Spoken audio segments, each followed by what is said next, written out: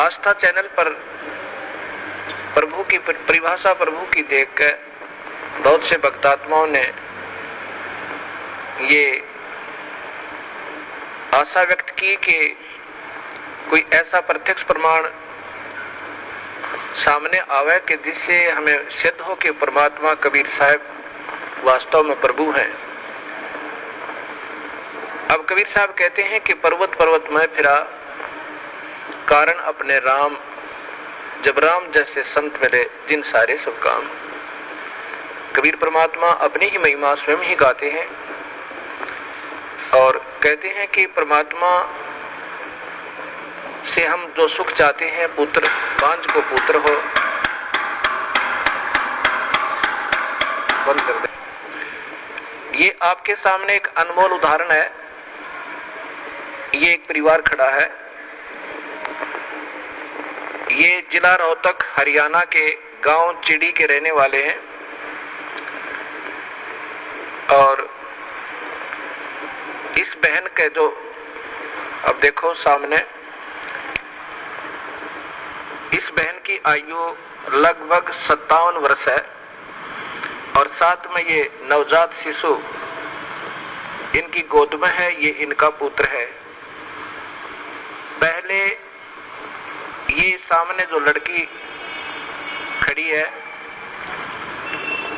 ये सामने सुलोचना नाम की लड़की, ये बड़े वाली देखना, इसका नाम सुलोचना है। आपकी कितनी आयु है बेटी? 35 वर्ष। अब इस लड़की की आयु 35 वर्ष हो चुकी है और इसके ये 2 पुत्र और पुत्री हैं। ये पुत्री है इस लड़की की और ये पुत्र है, अर्थात इस बहन की, देखना इसको बड़ी वाली को, क्या नाम है तेरी माँ का? इस संतरा की ये तो बेटी है, बड़े वाली सुलोचना नाम है, जो 35 वर्ष की है। चित्र मारे ना सारे।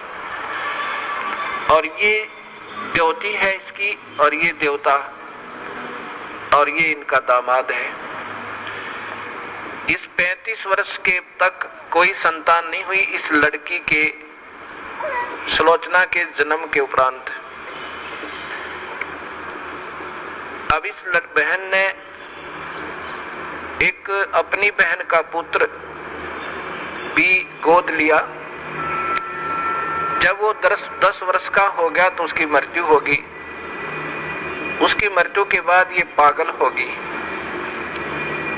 इस संतरा की ननंद गांव झांसुआ के अंदर ब्याही हुई है। वो बहुत बीमार रहती थी, सब जगह घूम ली थी, बर्बाद हो चुकी थी और कबीर परमात्मा के चरणों में आते ही कर्म दंड कटते ही वो स्वस्थ होगी। 4 वर्ष हो गए।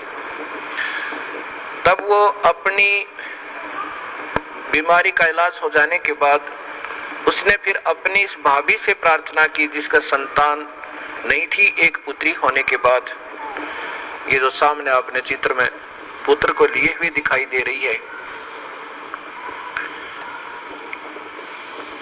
फिर इधर का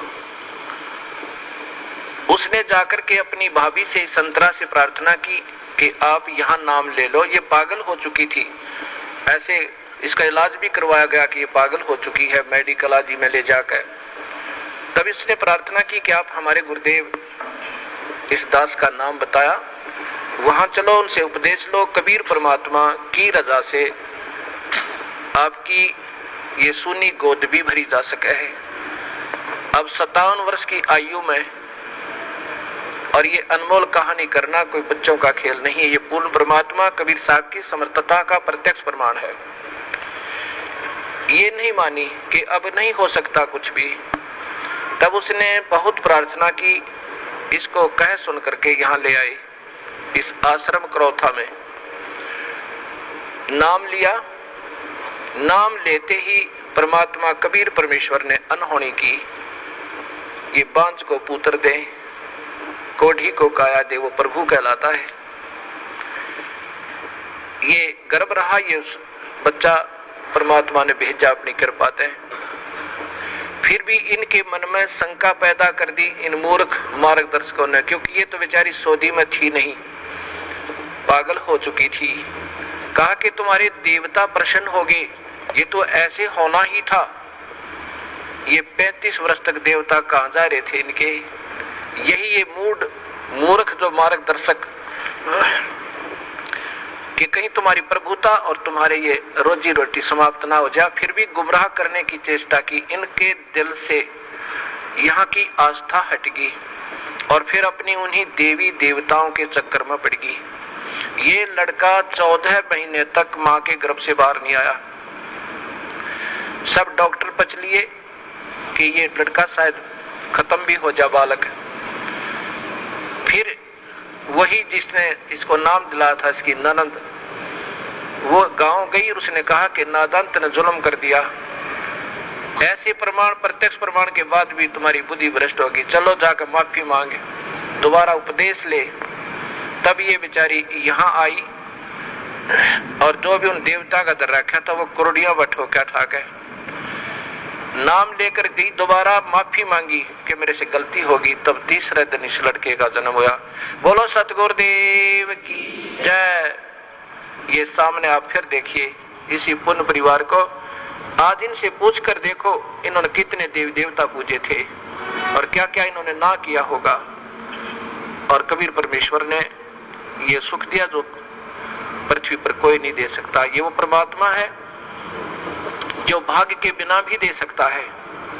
ये आपके सामने प्रत्यक्ष प्रमाण है। बोलो सतगुरुदेव की। बंदी छोड़ कबीर साहेब की। सत साहेब।